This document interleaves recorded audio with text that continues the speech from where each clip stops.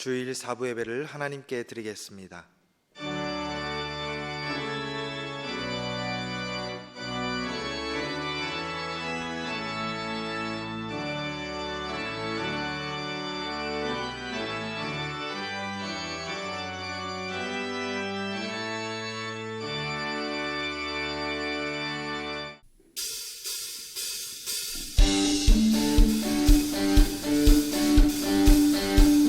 주님 앞에 박수치면서 감사함으로 찬양 올려드리겠습니다. 주 신실하심 놀라워, 주 신실하심 놀라워, 죄인의 마음 흔드네, 자비의 물가로 인도하시니 그 무엇도 끊지 못해.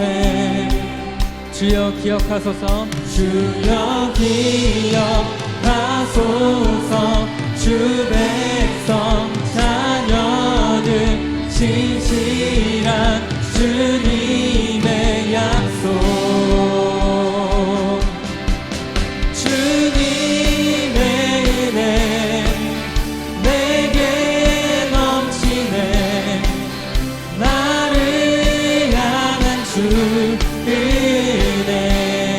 공의와 사랑 놀라워, 공의와 사랑 놀라워, 약한 자 들어 쓰시네, 구원의 노래로 인도하시니. 이 시간 만백성 함께 찬양해. 주여 기억하소서, 주여 기억하소서, 주 백성 자녀들 신실한 주님의 약속, 주님의 은혜 내게 넘치네, 나를 향한 주 은혜, 주님의 은혜, 주님의 은혜 내게 넘치네, 나를 향한 주 은혜. 주여 기억하소서, 주여 기억하소서, 주 백성 자녀들 신실한 주님의 약속, 주여 기억하소서, 주 백성 자녀들 신실한 주님의 약속, 주님의 은혜 내게 넘치네, 나를 향한 주 은혜, 주님의 은혜, 주님의 은혜 내게 넘치네, 나를 향한 주.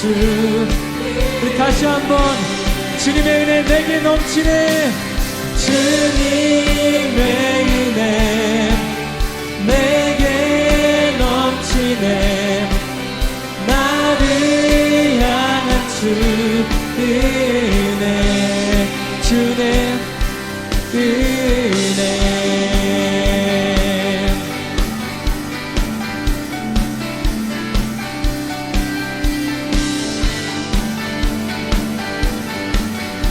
이 시간 신실하신 주님의 은혜를 영광의 박수로 나아가면서 찬양하겠습니다. 할렐루야.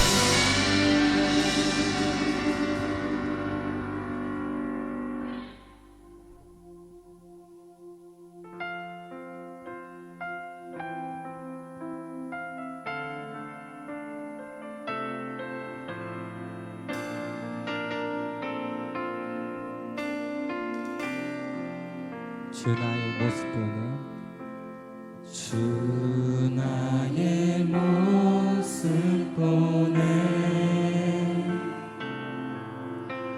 상한 나의 맘 보시네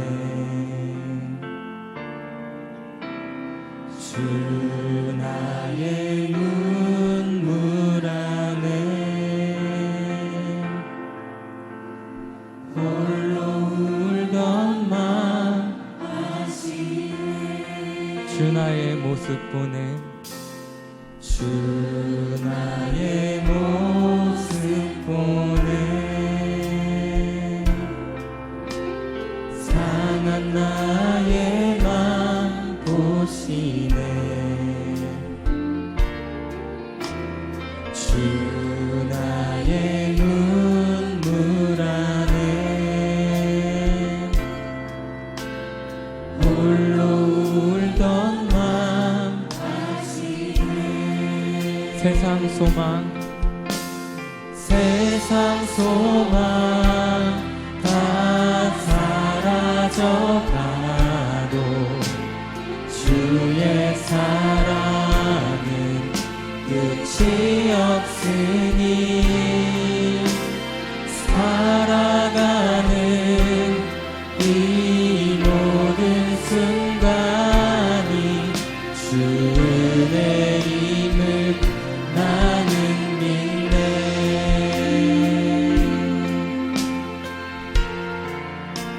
주 나의 모습 보네 주 나의 모습 보네 상한 나의 맘 보시네 주 나의 눈물 안에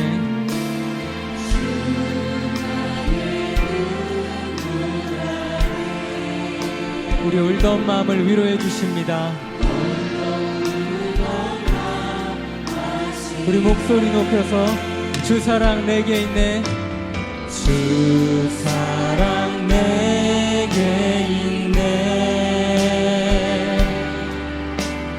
그 사랑이 날 채우네 주 은혜 내게 있네 그 은혜로 날 세상 소망 사라져가도 세상 소망 다 사라져가도 주의 사랑은 끝이 없으니 살아가는 이 모든 순간이 주 은혜임을 세상 소망 사라져가도 세상 소망 다 사라져가도 주의 사랑은 끝이 없으니 살아가는 이 모든 순간 주 은혜임을 믿습니다. 다시 한번 세상 소망 사라져가도 세상 소망 다 사라져가도 주의 사랑은 끝이 없으니 살아가는 이 모든 순간이 주 은혜임을 나는 믿네. 이 시간 오늘 드릴 예배를 위해서 함께 기도하며 간절한 마음으로 기도하며 나아가겠습니다. 하나님 말씀은 사무엘상 15장 24절부터 31절까지 말씀입니다. 구약성경 433페이지입니다. 사무엘상 15장 24절부터 31절까지 말씀 제가 봉독하겠습니다. 사울이 사무엘에게 이르되 내가 범죄하였나이다. 내가 여호와의 명령과 당신의 말씀을 어긴 것은 내가 백성을 두려워하여 그들의 말을 청종하였음이니이다. 청하오니 지금 내 죄를 사하고 나와 함께 돌아가서 나로 하여금 여호와께 경배하게 하소서 하니 사무엘이 사울에게 이르되 나는 왕과 함께 돌아가지 아니하리니 이는 왕이 여호와의 말씀을 버렸으므로 여호와께서 왕을 버려 이스라엘 왕이 되지 못하게 하셨음이니이다 하고 사무엘이 가려고 돌아설 때에 사울이 그의 겉옷자락을 붙잡음에 찢어진지라. 사무엘이 그에게 이르되 여호와께서 오늘 이스라엘 나라를 왕에게서 떼어 왕보다 나은 왕의 이옷에게 주셨나이다. 이스라엘의 지존자는 거짓이나 변개함이 없으시니 그는 사람이 아니심으로 결코 변개하지 않으심이니이다 하니 사울이 이르되 내가 범죄하였을지라도 이제 청하옵나니 내 백성의 장로들 앞과 이스라엘 앞에서 나를 높이사 나와 함께 돌아가서 내가 당신의 하나님 여호와께 경배하게 하소서 하더라.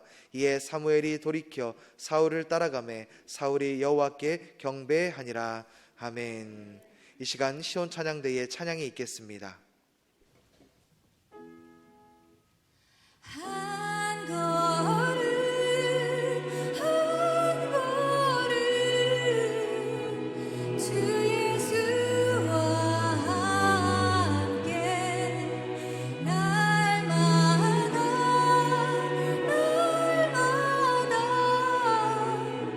우리는 주와 함께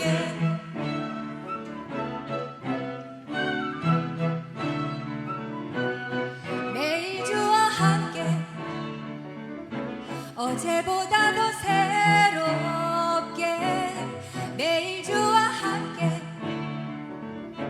어제보다 더 새롭게 아침에 주 경배하며 저녁에 주 높이리 매일 사랑하는 주와 날마다 더 새롭게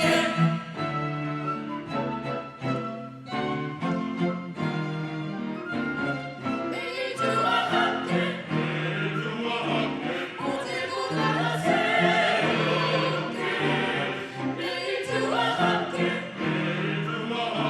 어제보다 더 새롭게 아침에 주 경배하며 저녁에 주 높이리 매일 사랑하는 주와 날마다 더 새롭게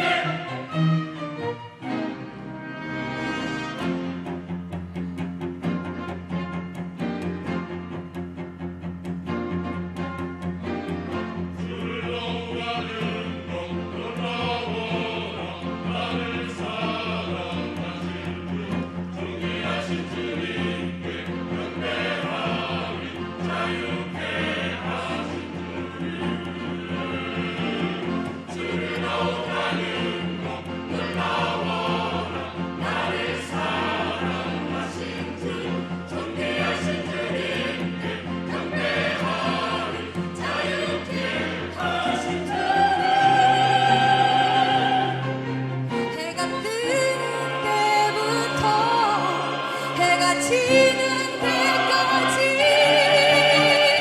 한 걸음 주 예수와 함께 날마다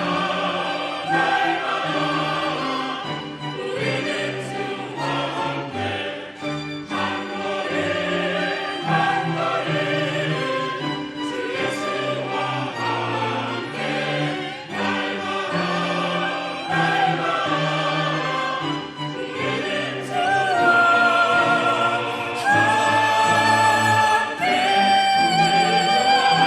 매일 주는 것 새롭게 매일 주는 것 새롭게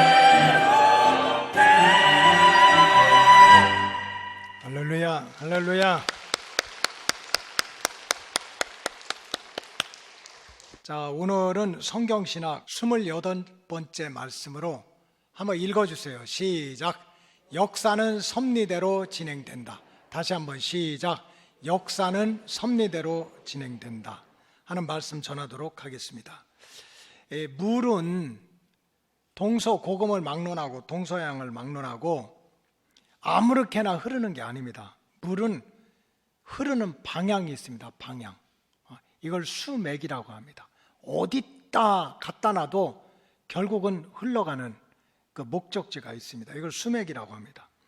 이 눈에 보이지 않는 대기 중에 공기가 있습니다. 공기. 이 공기도 가만히 보면은 흐르는 맥이 있습니다. 그래서 뭐 북서풍이 불어서 뭐 어디로 남쪽으로 갔다. 이게 목적성이 있습니다. 이거를 갖다가 기류라고 합니다. 기류.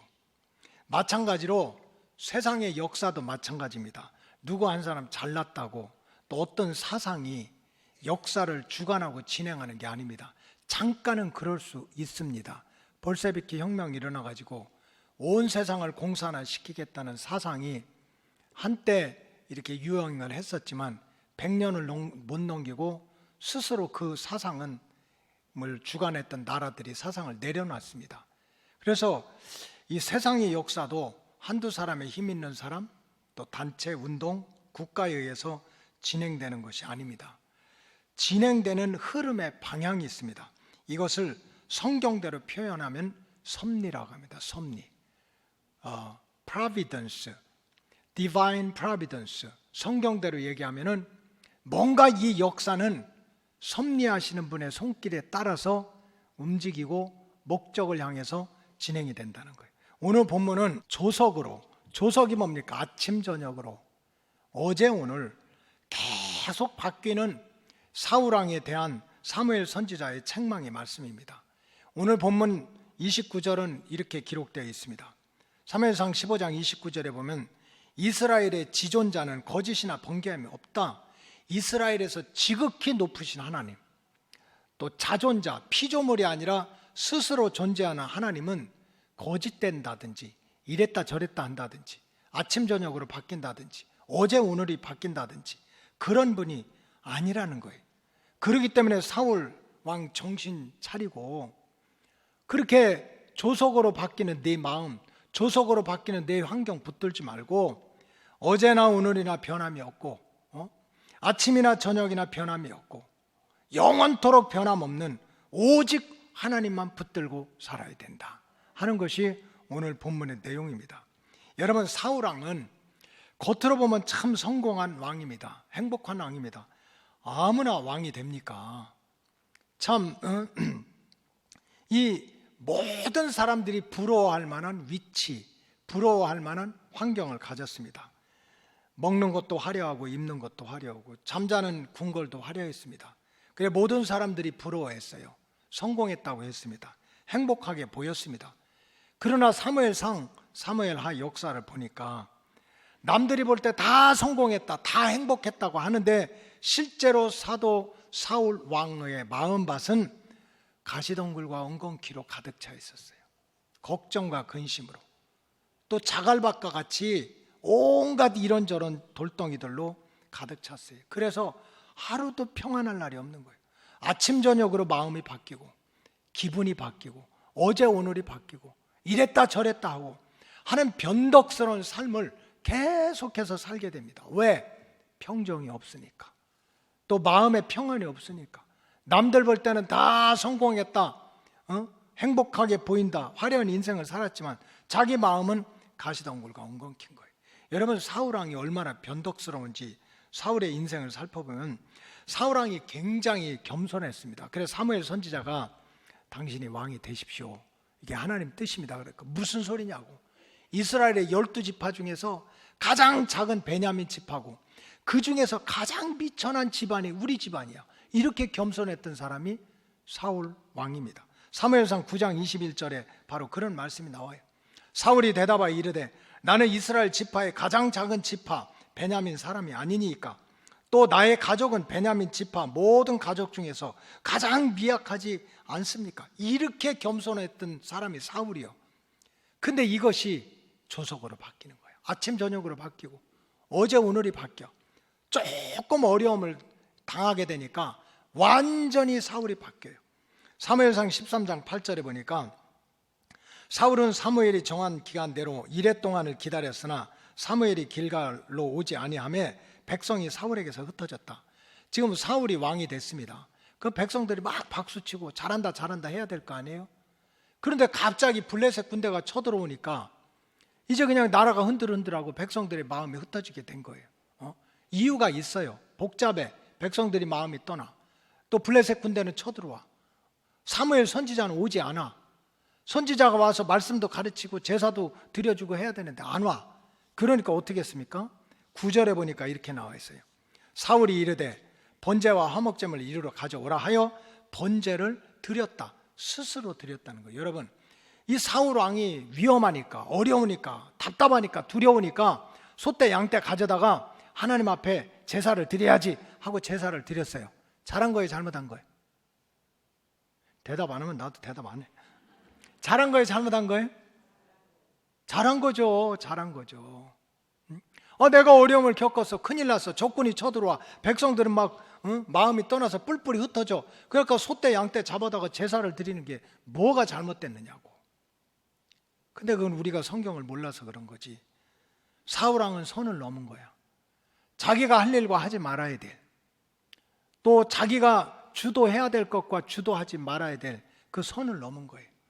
죽었다 깨나고 암만 힘들고 어려워도 사무엘 선지자가 와서, 제사장이 와서 제사를 주관해야 됐어요.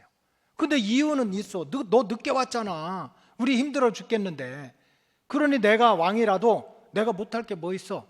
나도 뭐 제사장도 할 수 있고 선지자도 할 수 있다고 스스로 자기를 자기 마음대로 자기를 높이는 자리까지 올리는 그런 교만의 죄를 저질렀던 거예요. 힘들고 어려울 때 하나님 앞에 와서 기도하고 예배드리는 게 뭐가 잘못이야? 선을 넘은 거예요. 선을. 왕이 되면 무엇이든지 다 할 수 있다는 그 교만의 병이 그에게 들어간 거예요. 근데 여러분들의 목자로 세운 주의 종은 한 가지 소원이 있어요. 여러분들이 잘 되길 원해요. 정말 예수 잘 믿고 축복받기를 원해요. 그러니까 가르쳐야 돼요. 이 교회 현장에 보면 사울과 같은 사람 많아요. 실제로 많아요. 처음에는 은혜도 사모하고 겸손하고 그렇게 믿음 생활 잘하다가 어느 순간에 직분이 올라가. 그 다음에 교회도 가끔 완장을 찰 때가 있어요. 속장도 완장이야. 회장도 완장이야. 무슨 부장을 만나도 완장이야. 그러면 어느 순간에 바뀌어. 그냥 내가 최고로 알아. 그냥 목사님한테도 이래야 된다 저래야 된다. 교인들한테도 이래야 된다 저래야 된다. 그래서 자기가 하나님의 자리에 올라가요. 이것이 사울왕의 모습이었어. 근데 이러한 모습이 우리의 신앙의 현장에도 있었던 거예요. 사울은요, 그저 항상 그렇게 좀 겸손한 것이 아니었어요. 겸손했다, 막 교만했다. 한마디로 조석으로 바뀌어. 한때는 다윗을 얼마나 사랑했는지 몰라. 그 젊은 애가 그냥 마음이 답답해서 잠도 안 오고 막 가위 눌리고 힘들면 이 꽃미남 같은 다윗이 와가지고 비파도 키고 또 노래도 불러주고 그래 잠도 잘 오고 그러니까 얼마나 이뻐. 얼마나 이뻐냐면은 자기가 사랑하는 딸 미갈을 그저 다윗과 결혼을 시켜서 다윗을 사위로 삼았어요. 그렇게까지 한때는 사랑했어. 근데 어느 순간에는 갑자기 사위를 향한 시기와 질투하는 마음이 생겨가지고 세상에 다윗을 죽이려고 한 달 3일도 아니고 13개월도 아니야. 13년 동안을 죽어라고 쫓아다니는 거야. 다윗을 죽이려고 창도 직접 던지기도 하고 자객을 보내기도 하고 군대를 보내기도 하고 자기 할 일이 지금 태산같이 있는데 이거 제껴놓고 그냥 시기 질투해서 다윗 하나 죽여야 되겠다. 다윗을 얼마나 생각했는데. 한마디로 말하면 사울은 변덕쟁이야. 겸손했다가 갑자기 그냥 교만을 떨었다가 그리고 또 그렇게 사랑을 베풀었다가 한순간에 죽이겠다고 달라들고 그런가 하면은요 사울은 한때는 은혜를 받아가지고 성령을 받아가지고 불덩어리를 받아서 막 온몸이 너무 뜨거워가지고 여러분 받아봤어요? 그 성령도 여러 가지가 있거든. 방언도 있고 막 예언도 있고 깨달음도 있고 신유, 디바인 힐링, 병 고치는 것도 있고. 근데 불덩어리도 있는 거야. 그래서 이 사울이 어느 날 라마 라요스를 이렇게 지나가다가 사무엘 선지자가 생도들, 지금으로 말하면 신학생들 데려다 놓고 산꼭대기 올라가서 막 말씀 전하고 기도하니까 막 하늘에 불이 떨어진 거예요. 이 사울왕이 거기를 지나가다가 은혜가 임한 데를 지나가다가 불을 받은 거예요. 여러분, 은혜 받는 자리는 가서 지나만 가도 격가지의 은혜를 받을 줄로 믿습니다. 매일 시험 들고 상처받고 하는 자리 쫓아다니니까 그러는 거지. 그래서 막 불을 받아가지고 너무 뜨거워서 막 옷까지 벗어 적겨가지고 사람들이 야, 사울도 막 이제 선지자 될 모양이다, 이런 칭찬을 받기도 했어요. 사무엘상 19장 24절이 그런 내용입니다. 그가 또 그의 옷을 벗고 사무엘 앞에서 예언을 하며 하루 밤낮을 벗은 몸으로 누웠더라. 그러므로 속담에 이르기를 사울도 선지자 중에 있느니라. 한때는 막 하늘에 불을 받고 성령 받아가지고 그냥 사람들이 야, 선지자 되겠다고 이랬던 사람이요. 또 어떻게 한때는 또 어떻게 바뀌어 있는 모습인 줄 압니까? 사무엘상 16장 14절에 보니까 여호와의 영이 사울에게서 떠나고 여호와께서 부리는 악령이 그를 번뇌하게 했다는 거예요. 어느 순간에 하나님의 영이 다 떠나고 악한 영이 사울 왕 속에 들어가서 생각하는 거나 말하는 거나 눈빛 하나 표정 하나 걸음걸이까지 마귀 새끼로 마귀 종으로 만들어 놓은 거예요. 그러니까 사울은 한마디로 얘기하면 조석으로 바뀌는 사람이야. 아침 저녁으로 바뀌고요, 이랬다 저랬다 하는 사람이야. 이랬다 저랬다. 이것이 사울의 실존인 거예요. 또 사울이 한때는 막 하나님한테 백성들한테 굉장히 칭찬을 받았습니다. 야, 누구도 사울과 비교할 수가 없다는 거예요. 사무엘상 10장 24절에 보니까 사무엘이 모든 백성에게 이르되 너희는 여호와께서 택하신 자를 보느냐? 모든 백성 중에 짝할 자가 없다. 그의 키라든지 키가 얼마나 큰지 이 사울의 어깨가 다른 사람의 머리 위로 올라갔다고 그랬어요. 그렇게 키도 준수하고 용모도 준수하고 전쟁도 잘하고, 그래서 야, 누구를 사울한테 비교할 수 있느냐?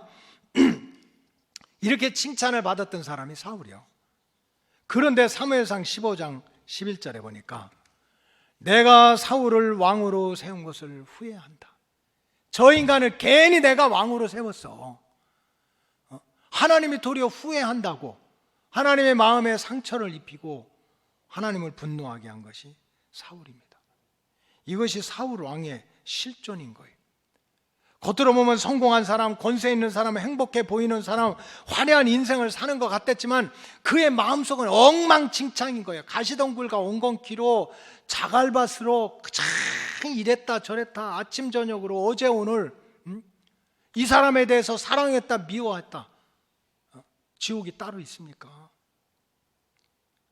겸손했다가 교만했다가 사랑했다 미워했다, 은혜 충만했다가 마귀 충만했다가 하나님을 기쁘게 했다가 하나님의 후회거리가 됐다가, 그래서 사울의 인생이 정말 행복하게 잘 살았다. 그럼 우리도 그렇게 살아야 돼. 아침 저녁으로 바뀌고 조석으로 바뀌고 막 울었다 웃었다 하고 이뻤다 미웠다 하고 그렇게 살아야 돼요. 근데 이렇게 조석으로 바뀌고 아침 저녁으로 바뀌고 이랬다 저랬다 한 사울의 인생의 마지막은요, 자기 자신도 비참하게 죽고 자기 눈앞에서 새 아들이 죽고 대가 끊기는 아주 망해도 쫄딱 망하는 그러한 인생으로 추락이 되고 말았습니다. 사울왕이 겉으로는 대단한 권세자였지만 막 세상 역사를 혼자 다 막 뒤집어 엎을 것처럼, 뭐 나폴레옹이 그러지 않았습니까? 알렉산더 대왕이 그러지 않았습니까? 그냥 이 세상을 다 주관할 것처럼 그 역사를 이끌어갈 것처럼 했지만 그게 아닌 거예요.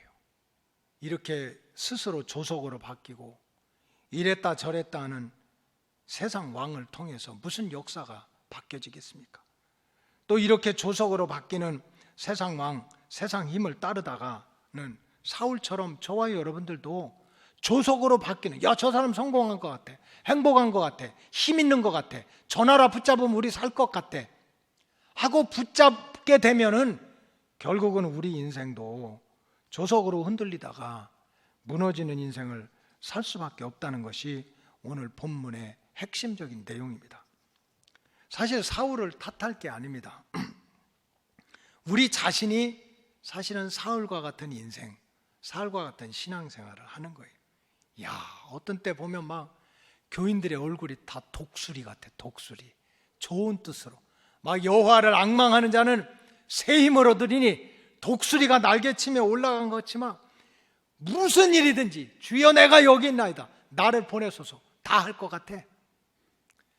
근데 어느 순간에는 그냥 병든 병아리처럼 틈만 있으면 숨으려고 그러고 불러도 그냥 안 들은 것처럼 하고 아주 어디 있는지도 모르게 그냥 어디든지 숨으려고 하는, 믿음도 사명도 다 잃어버리겠는, 그렇게 바뀌는 것이 우리의 모습이 아닙니까? 저도 그러고 여러분들도 마찬가지예요.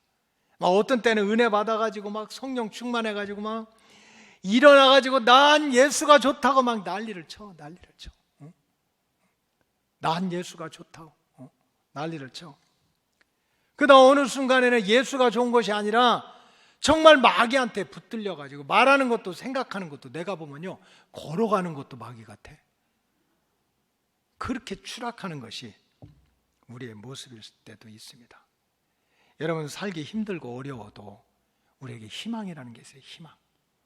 그래서 저렇게 그냥 속을 바가지로 썩이는 아들, 딸이라 하더라도 그래도 언젠가 잘 되겠지, 깨닫겠지, 다시 일어나겠지, 변화받겠지 하는 뭐가 있어요? 희망이 있는 거야. 그래서 희망이 우리를 살릴 때가 있어요. 근데 어느 때는요, 아무것도 없어도 희망 하나 가지고 살 수 있는데 모든 것을 다 가지고 있어. 먹을 것, 입을 것, 잠자리, 뭐 자동차, 친구들 다 있어. 근데 혼자 생각하면 절망에 빠지는 거예요. 내가 왜 이렇게 살고 있지? 내 인생의 앞길은 어떻게 될 것이지? 희망이 없는 거예요. 그런 인생길로 우리가 또 아침 저녁으로 바뀔 수가 있습니다. 그렇기 때문에 내 인생을 내 뜻과 내 실력에 맡기면 그저 아침 저녁으로 바뀌고 조석으로 바뀌고 어제 오늘 바뀌고 이랬다 저랬다 하다가 무너지는 인생을 살 수밖에 없는 거예요. 그렇기 때문에 선지자들은, 구약의 선지자들은, 예언자들은 계속해서 인생들을 의지하지 말며 세상의 나라들, 왕이라고 군대라고 힘 있다고 그거 의지해서는 안 된다. 의지해서는 안 된다. 자기 운명도 자기 팔자도 못 고치고 이랬다 저랬다 하고 아침 저녁으로 바뀌는 그거 붙들고 살면 네 인생 출렁거리다가 네 인생 이랬다 저랬다 하다가 무너질 수밖에 없다는 거예요. 시편 146편 3절이 그런 말씀입니다. 귀인들을 의지하지 말라. 로얄 패밀리가 있잖아요. 유럽의 왕들 얼마나 화려합니까? 일본의 왕은 천황이라고 그래요.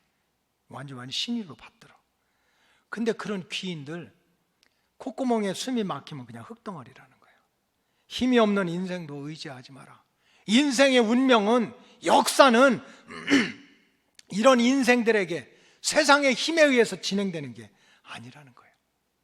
이사야 31장 1절에 보면은 도움을 구하러 애굽으로 내려가는 자는 도리어 화가 있다는 거예요. 애굽이 얼마나 화려합니까? 제국의 첫 번째 제국인데 바로 왕, 군대, 마병. 근데 그거 화려하다고 의지하다가는 그 왕 때문에, 그 군대 때문에 네가 도리어 화를 당할 거라는 거예요. 화를 당할 거라는 거예요.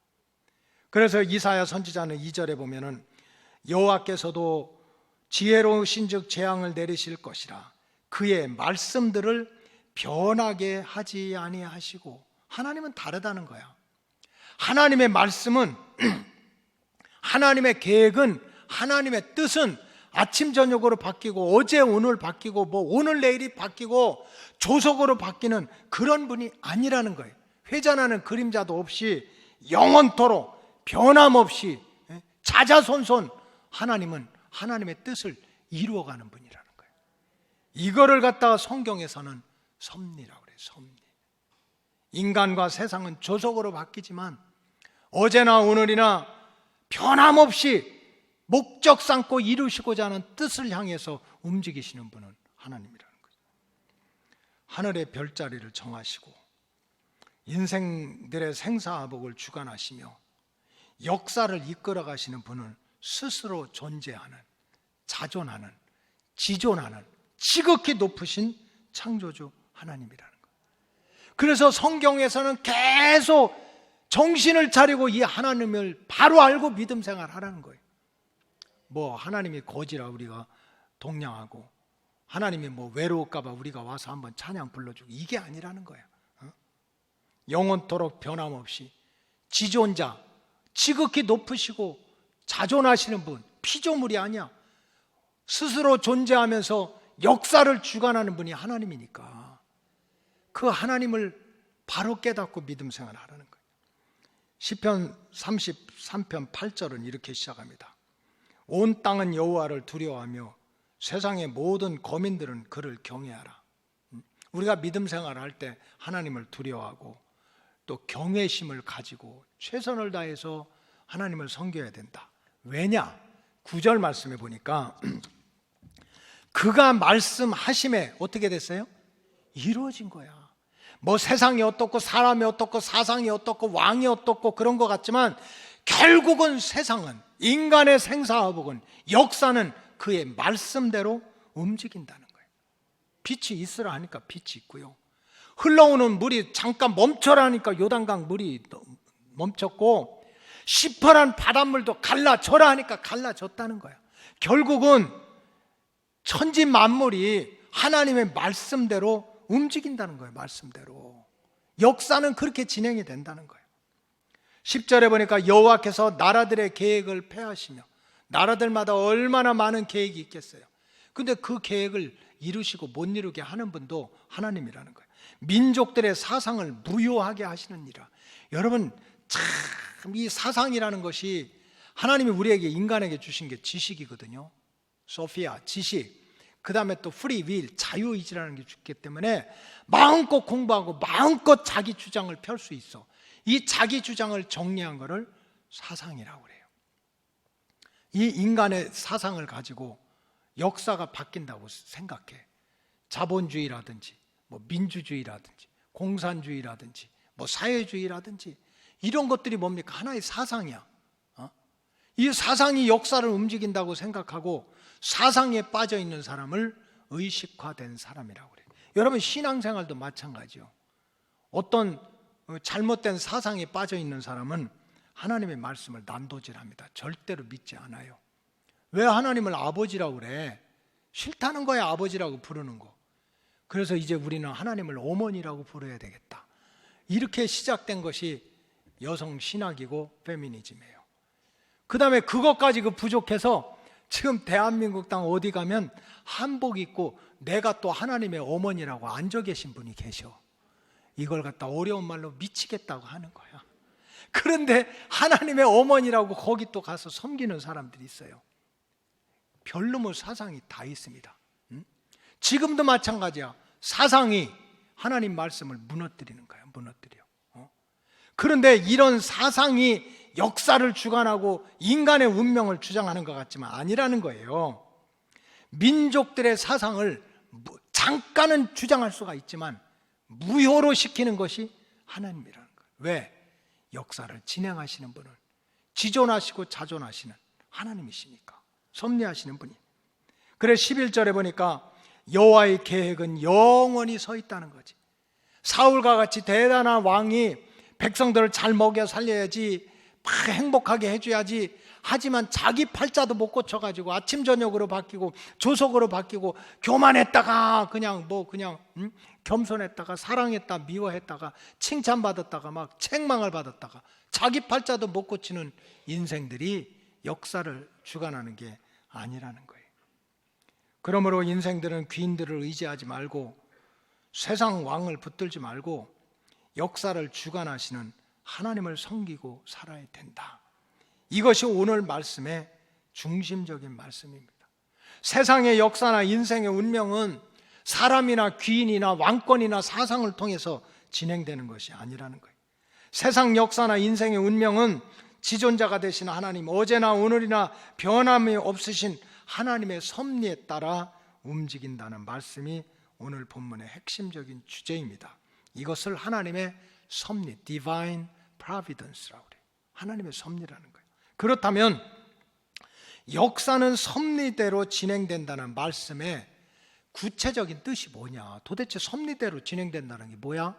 역사가, 내 인생이 섭리대로 진행된다는 게 뭐야? 하는 그 뜻을 더 쉽게 설명드리면, 첫째는 역사는 하나님의 섭리, 즉 구원 목적대로 움직인다는 거예요. 이 세상은 하나님의 구원 목적대로 움직인다. 하나님의 구원 목적은 한마디로 얘기하면 회복의 역사입니다. 하나님 보시기에 좋았던 에덴 동산이 인간이 교만 떨고 마귀에게 속아가지고 그것이 다 무너졌어요. 낙원을 잃어버렸어요. 이거를 타락이라고 그래요. 타락한 세상을 다시 재창조시키는 것이 하나님의 구원 목적입니다. 가시덩굴과 엉겅퀴로 변해버린 세상의 버림을 받아가지고 마귀에게 쫓겨다니는 인생을 다시 살려내가지고 하나님의 영으로 충만한 하나님의 아들, 딸로 변화시키려고 하는 것이 하나님의 구원의 목적입니다. 하나님의 형상이 완전히 깨져서 자녀된 권세를 잃어버리고 병들고 마귀와 짝하는 이런 인간을 갖다가 다시 새로운 피조물로 거듭나게 해서 사랑받는 자녀로 바꿔놓고자 하는 것이 하나님의 구원의 목적입니다. 성경은 이것을 회복이라고 합니다. 회복. 하나님의 섭리는 뭡니까? 하나님의 구원 목적은 저와 여러분들을 회복시키는 거예요. 회복시켜. 뭐 우리가 와가지고 하나님한테 엄청나게 충성하고 헌신하고 뭐 주의 일을 위해서, 그게 아니라는 거예요. 우리가 뭐 충성하면 얼마나 해요? 하나님은 우리를 살리기 위해서, 나를 살리기 위해서 죽기까지 하셨는데, 나는 온갖 죄를 져도 죽기까지 짓는데 우리가 어떻게 하나님을 뭐 사랑하고 충성해? 그게 아닙니다. 하나님이 저와 여러분들을 택하시고 자녀 삼아 주신 것은 하나님의 섭리 가운데 우리를 회복시키자는 뜻이 들어있는 거야. 뜻. 그래서 하나님이 역사는 섭리대로 움직인다고 하는 것은, 역사는 하나님의 구원 목적, 회복의 역사를 위해서 움직인다는 거예요. 움직인다. 그 회복의 은총을 베푸시기 위해서 하나님이 저와 여러분들을 택하신 거예요. 하나님 부르신 거예요. 그래서 마스크까지 탁 쓰고 이렇게 앉아 계신 거예요. 누가 불러서? 하나님이 불러서. 뭐 하시려고? 회복시키려고. 그 일을 위해서 하나님은 지금 역사를, 내 인생을 간섭하고 주장하는 거예요. 그렇기 때문에 여러분들이 정말 마음속에 겨자씨만한 마음이, 믿음이 있고 말씀에 대한 믿음이 있다면 이 말씀을 들으면서 생각해야 돼. 야, 나도 어떤 환경에 놓여 있든지, 어떤 어려움 속에, 어떤 시련 속에 있어도 나는 회복될 수 있다. 나는 변화될 수 있다. 나는 새로워질 수 있다는 믿음이 살아나야 되는 거예요. 왜? 하나님은 그 목적을 위해서 우리를 부르신 거야. 여러분, 욕심 부린다고 성공합니까? 그래서 1, 2교구, 3, 4교구 목요일 날 강화 산상 기도회, 이번에도 똑같은 말씀이지만은 야곱이 그렇게 욕심 부려가지고 성공한다고 해봤자 자기가 욕심 부려서 나온 결과는 뭐예요? 형제간에 원수 맺고 부모 가슴 못 받고 집에서 쫓겨나고, 욕심 부린다고 되는 게 아니야. 그런데 이런 야곱을 갖다가 하나님이 간섭하셔서 회복을 시키니까 이스라엘은 뭡니까? 내가 졌다는 거야. 할아버지하고 손주하고 씨름하면 누가 이겨요? 할아버지가 이겨? 내 갖다 던져? 할아버지랑, 참 말을 잘못했네. 진짜 할아버지하고 손주하고 씨름하면 누가 이겨요? 응? 손주가 이기지. 할아버지가 넘어져 주는 거지. 이스라엘이 그런 뜻이야. 내가 졌다, 내가 넘어졌다, 그런 뜻이야. 얼마나 사랑하며. 하나님의 섭리는 회복입니다. 회복. 그래서 역사는 우리를 회복시키기 위한 방향으로 움직이는 거예요. 내가 거부하고 모르고 불신하고 교만 떨어서 그렇지. 하나님의 섭리는 야곱을 이스라엘로, 사울을 바울로, 탕자를 사랑받는 자로, 기생 라합을 다윗 왕의 할머니로 바꿔주셨던 그 회복의 은총을 우리에게 주시고자 하는 것, 이게 하나님의 섭리야. 그렇기 때문에 근데 이 역사는 바로 그 하나님의 구원 목적을 향해서 움직이니까 내가 그 구원 목적을 무시하면 안 되지. 여러분들의 어떤 환경, 어떤 조건 속에서도 나는 택함 받은 백성이고 하나님의 구원 목적 속에 들어있기 때문에 나는 언제든지 변화될 수 있다, 새 사람 될 수 있다, 거듭날 수 있다, 하나님의 자녀로, 하나님의 사랑받는 자녀로 거듭날 수 있다는 믿음을 가지고 승리하시기를 주님의 이름으로 축복합니다. 둘째로, 역사는 섭리대로 진행된다는 말씀은, 역사는 하나님의 예언대로, 하나님의 약속의 말씀대로 진행된다는 뜻이 들어있습니다. 지존하신 하나님, 변함이 없으신 하나님은 이 타락한 세상, 또 마귀가 지배하는 세상, 병든 인생을 회복시키기 위해서 하나님의 아들을 이 땅에 보내셔서 구원의 목적을 완성시키겠다고 말씀하셨어요. 선지자들을 통해서 수천 번을 말씀하셨어요. 내가 내 아들을 보낸다. 육신의 몸을 있게 할 것이다.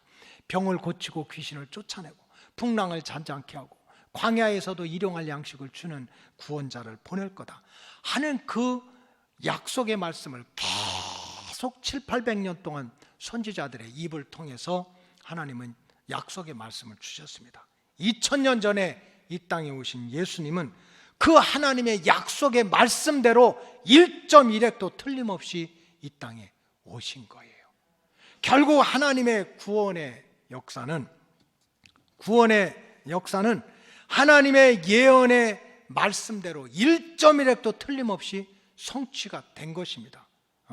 그래서 역사는 섭리대로 진행된다는 말씀은 인간의 운명이나 세상의 역사는 하나님께서 예언하신 말씀대로, 하나님의 말씀대로 진행이 된다는 거예요. 그렇기 때문에 저와 여러분들은 절대로 정신 차리고 인간의 말이나 세상의 말이나 이단의 말이나 사탄의 말에 속지 말고 분별을 하고 여호와의 말씀을 주야로 묵상하면서 깨달은 대로 순종하다가 구원받고 복을 받으시기를 주님의 이름으로 축복합니다. 다 시험 들고 상처받고 이단에 빠지는 사람들의 특징이 있어요. 잘못 들어서 그래요. 들을 말씀은 안 들어. 듣지 말아야 될 세상의 소리, 사탄의 소리를 듣는 거예요. 그렇기 때문에 우리는 정신 차리고 역사는 섭리대로 움직인다는 것은 구원 목적대로 역사는 움직인다는 거예요. 바로 우리를 회복시키는 대로 하나님이 역사를 움직인다는 거예요. 그러니까 우리는 회복되도록 작정이 돼 있어. 그러니까 그거를 사모해야 돼. 그 다음에 그 역사는 무슨 어떤 사상으로 인간이 힘 있다고 사울과 같은 대단한 왕이 나왔다고 움직여지는 것이 아니고 하나님의 예언의 말씀대로 움직인다는 거예요. 그 말씀은 1.1획도 틀림없이. 그렇기 때문에 저와 여러분들은 하나님의 말씀을 1.1획도 더하거나 빼지 말고 어떻게든지 약속의 말씀대로 믿고 살아가는 성경적인 신앙을 지켜야 됩니다. 성경적인 신앙. 자, 계시록 22장 18절 다 같이 읽겠습니다. 시작. 내가 이 두루마리의 예언의 말씀을 듣는 모든 사람에게 증언하노니 만일 누구든지 이것들 외에 더하면 하나님이 이 두루마리에 기록된 재앙들을 그에게 더하실 것이요. 이 하나님의 말씀을 덧칠하는 사람이 너무 많아요. 자기 생각으로, 자기 계산으로. 내가 안 된다면 이것도 안 돼. 내가 틀렸다면 이 말씀도 틀려. 비는 수증기가 올라갔다 내려오는 거지 무슨 하늘에 창을 열어가지고 하나님이 바가지로 쏟아? 그렇게 나왔거든요. 그러니까 자기 생각으로 다 하나님 말씀을 이렇게 막 빼제끼는 자들은 하나님이 그만큼 더 재앙을 주신다고 그랬어요. 19절 말씀 다 같이 읽겠어요. 시작. 만일 누구든지 이 두루마리의 예언의 말씀에서 제하해버리면 하나님이 이 두루마리에 기록된 생명나무와 및 거룩한 성의 참여함을 제하해버리려. 이 말씀 보니까 이대로 살다가 나 다 손해보게, 힘들게, 부담스럽게. 그러니까 이 말씀을 없는 것처럼 빼. 그러면 생명책에서 내 이름을 지운다는 거예요. 여러분, 제가 여러분들한테 항상 말씀드리는 게 있어요. 우리가 하나님 잘 믿고 그저 말씀대로 순종하며 산다고 그렇게 입술로 100번, 1000번을 고백해도 우리 말씀대로 못 살아요. 다 순종할 수 있습니까? 다 지킬 수 있나요? 왜 아무도 대답 안 하나요? 여러분, 이 말씀 더하거나 더하면 막 재앙을 받고 빼면 지옥 간다고 그렇게 배우면서도 우리 말씀대로 다 순종 못해요. 다 지킬 수 없어요. 그럼에도 불구하고 중요한 관점이 있습니다. 중요한 믿음의 방향이 있어. 내가 이해가 되든 되지 않든 이해 안 되는 말씀도 많거든요. 제가 지금 읽어도 모르는 말씀 많아요. 또 내가 이 말씀을 지킬 수 있느냐 없느냐, 지켰느냐 안 지켰느냐, 순종 다 할 수 없다 할지라도 가장 중요한 것은 말씀을 존중해야 돼요. 말씀을 귀하게 여겨야 돼요. 왜? 믿음은 어디서 나니까? 들음에서 나니까. 말씀을 존중하고 말씀을 청종해야 돼요. 그러면 하나님이 때마다 시마다 때로는 빛이 되게 하시고, 때로는 길이 되게 하시고, 때로는 소금이 되게 하시고, 때로는 지팡이가 되게 하시고, 때로는 막대기가 돼서 악한 마귀 사탄을 내쫓고 연약한 내 몸을 의지하는 생명의 양식이 될 줄로 믿습니다. 그 말하는 거예요. 역사가 섭리대로 진행된다는 것은 인간의 사상이나 목소리 큰 사람의 말이나 사탄의 말이 아니라 예언된 하나님의 말씀대로 진행이 된다는 뜻이에요. 그래서 약속의 말씀을 존중하고 청종하는 믿음 생활을 해야 된다.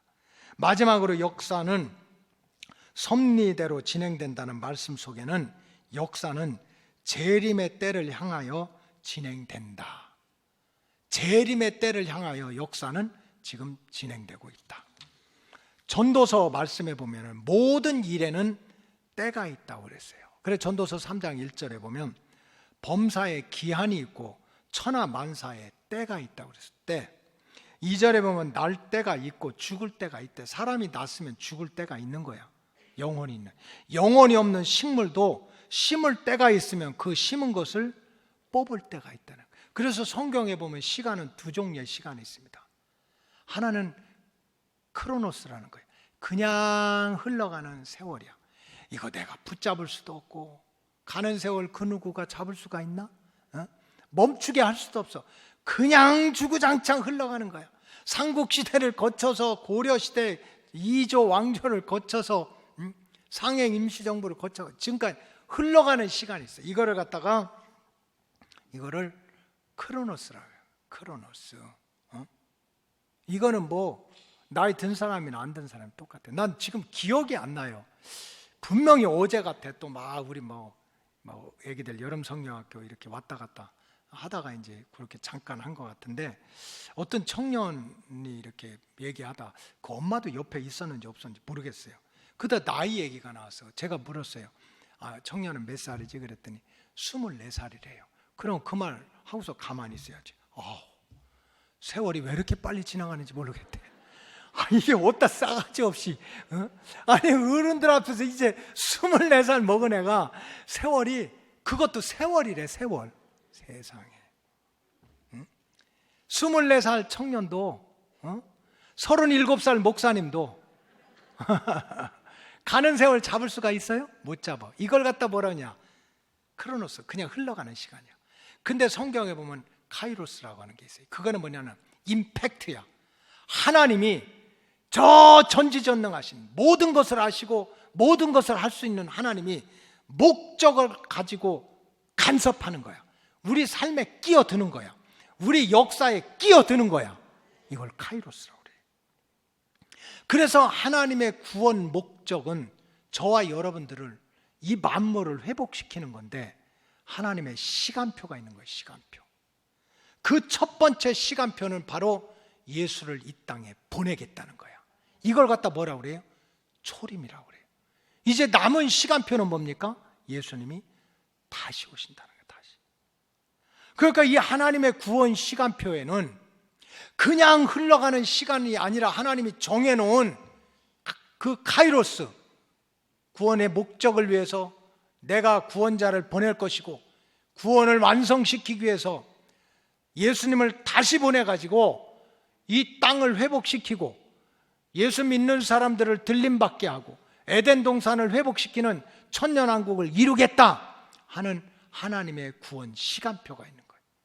근데 역사는 우리가 모르지만, 내가 인정하든 인정하지 않든 지존자 되시고 창조주 되신 하나님의 그 구원 시간표대로 진행되고 있다는 뜻입니다. 여러분, 지금 우리가 사는 세상은 성경에서 약속된 예수님이 다시 오시는 때에 나타날 징조들을 귀로만 듣는 게 아니라 눈으로 보는 세상입니다. 여러분, 왜 이렇게 부십니까? 우크라이나도 보세요. 건물 하나 세우고 농토 하나 만들고 집 하나 세우는 게 얼마나 힘들어. 그거 한순간에 다 부셔버려. 이게 인간이야. 전쟁입니다. 전쟁. 성경에 보면 전쟁은 종말의 징조라고 그랬어요.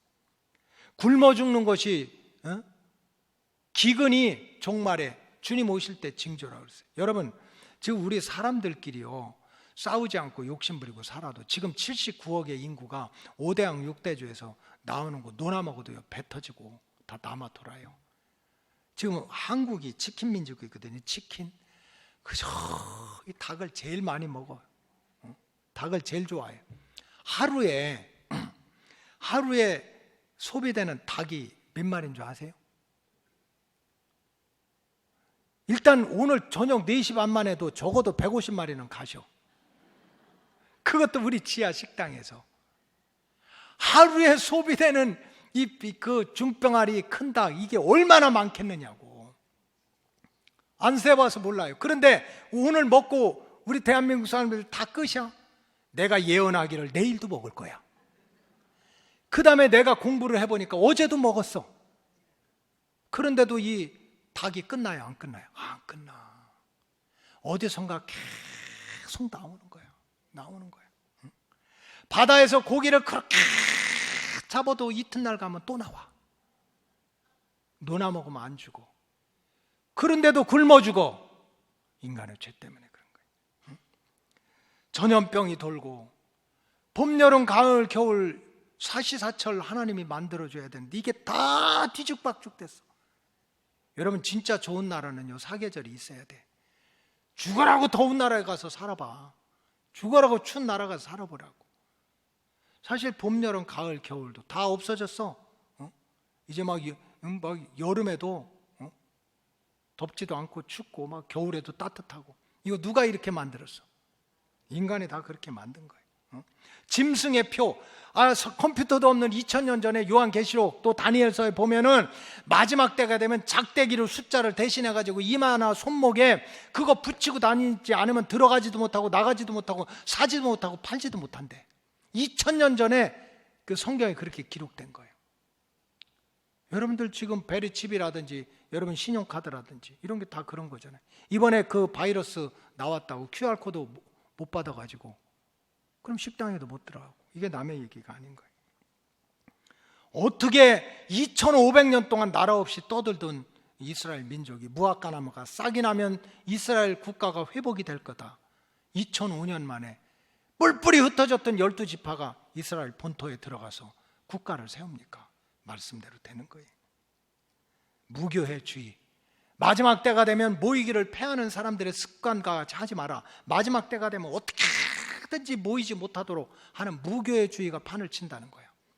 정치 권력이, 공산당이, 사회주의가, 이슬람이, 바이러스가 결국 모이지 말라는 거. 이런 것들이 점점 많아져. 결국은 우리가 역사가 무슨 과학자에 의해서, 기술혁명에 의해서, 무슨 왕에 의해서 움직이는 것 같지만 그게 아닌 거예요. 하나님의 시간표대로 움직이는 거예요. 결국 우리가 사는 이 시대는 하나님의 마지막 시간표를 향해서, 예수님의 재림의 때를 향해서 달려가고 있다는 것을 우리가 알아야 돼요. 그렇기 때문에 우리에게 가장 중요한 건 두 가지입니다. 때를 분별할 줄 알아야 돼요.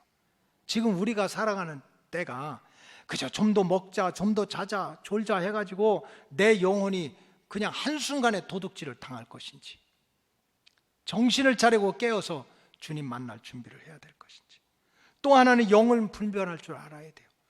예수 얘기했는데 다른 예수야. 복음을 얘기하는데 다른 복음이야. 교회를 얘기하는데 다른 교회야.